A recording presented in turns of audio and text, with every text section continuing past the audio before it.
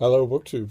As I mentioned earlier, I decided that despite the fact that I'm sick, uh, and despite the fact that there's no mail, I thought I would grab the bull by the horns today and rather than complain, go out and try and make something uh, rather than of the day, rather than just be miserable the whole time.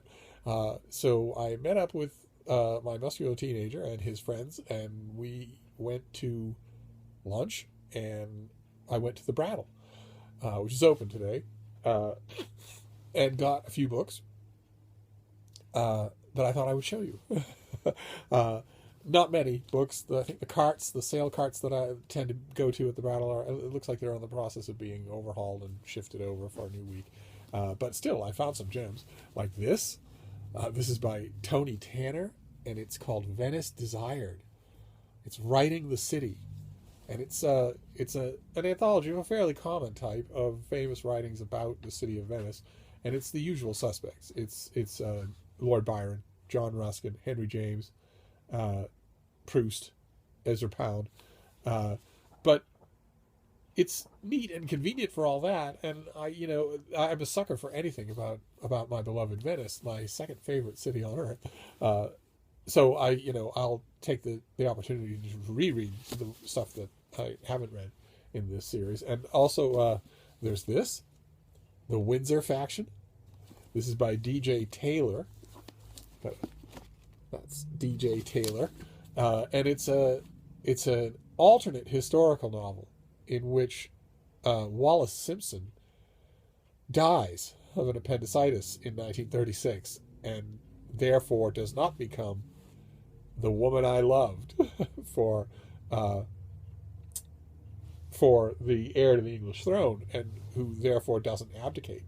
It doesn't. She's dead, so he stays on the throne, and uh, what was known for very briefly at the time of the abdication crisis as the king's faction suddenly becomes something far more sinister in this author's hands, and there suddenly becomes a secret thread of Nazi sympathizers running through the British government at the height of World War II.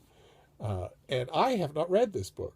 And I saw it at the Brattle, and I thought, why does this author's name sound so familiar? And then I remembered he wrote a novel a few years ago uh, that I did read and that I very much liked, and I reviewed it. I think it was for the Wall Street Journal.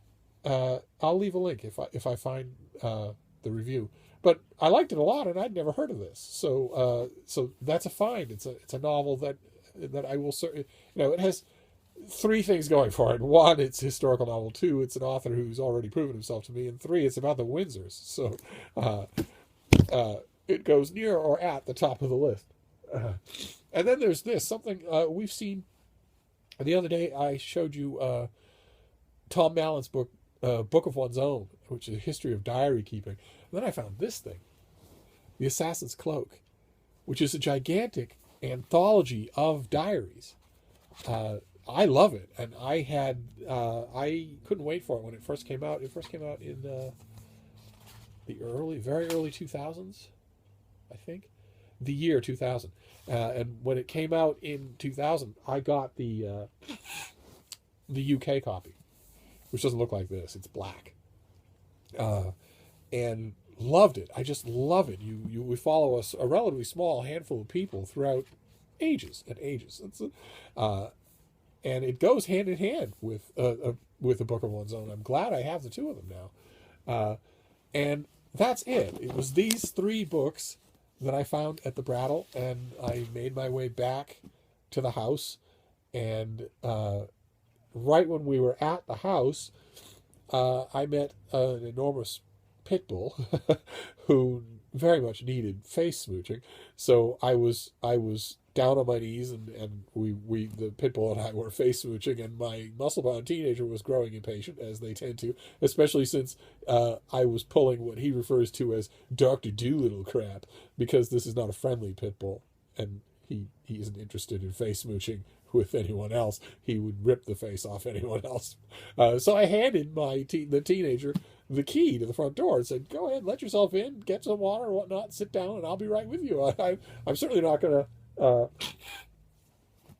shortchange a pit bull, now am I? So he did that. He went up the stairs and did that. And a minute later, I was coming in, and he said, dude, didn't you say there was no mail today? And I said, yes, there's no mail today. It's a federal holiday. And he said that there was mail, that he tripped over it when he walked in.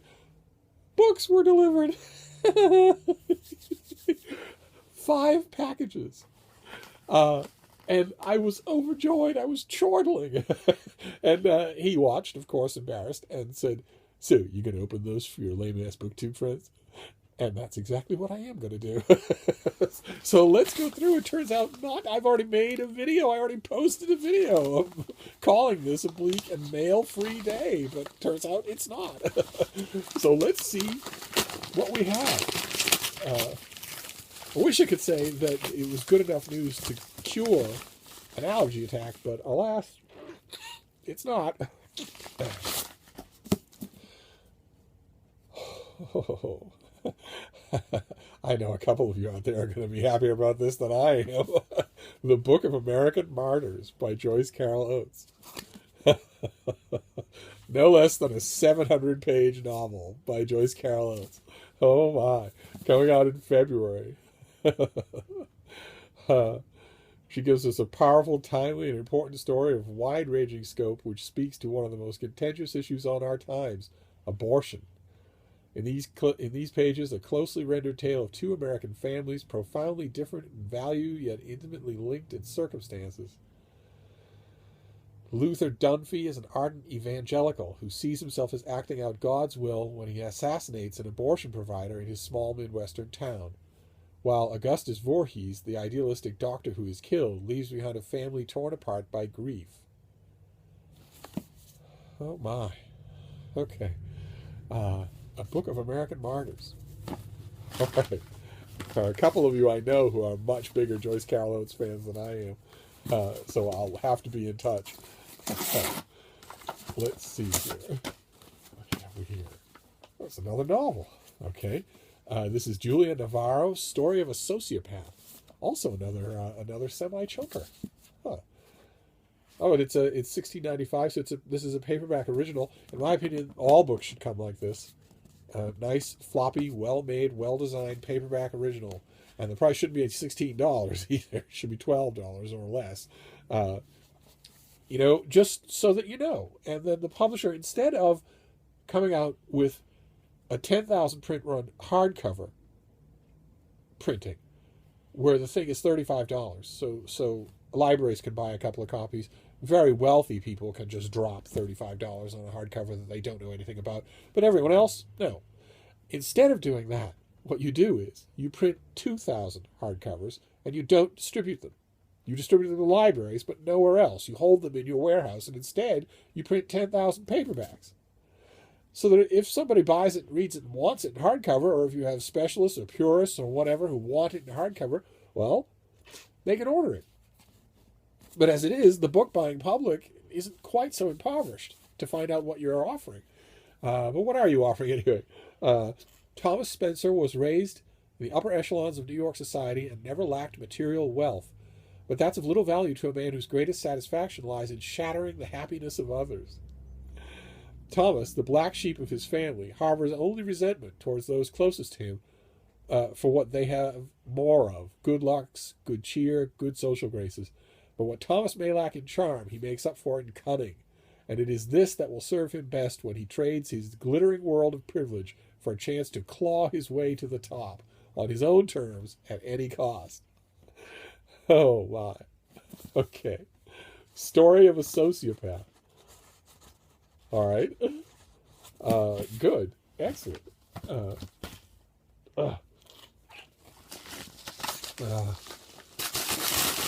What is this next one? Only 5 today, but that's all right, because I didn't expect any. Oh, fantastic. This is Megan Marshall, Elizabeth Bishop. A Miracle for Breakfast, a new biography of Elizabeth Bishop. Fantastic. And by a great biographer. Her biography of Margaret Fuller was incredible. This is, since her death in 1979, Elizabeth Bishop, who published only 100 poems in her lifetime, has become one of America's most revered poets. That's true, isn't it? History is already making a verdict about her. Isn't that interesting? And yet, painfully shy and living out of public view in far-flung locations like Key West and Brazil, she has never been seen so fully as a woman and an artist. Fantastic. Okay, this also comes out in February. I will very much advocate reviewing that book. What have we here? The Inkblots. Hermann Rorschach, His Iconic Test, and the Power of Seeing, by Damien Searles, who has written for Harper's, N+1, and the Paris Review, and has translated the works of authors including Rilke, Proust, and 5 Nobel Prize winners. So this is a biography of Rorschach. Not the Watchman anti-hero Rorschach, but the actual man Rorschach.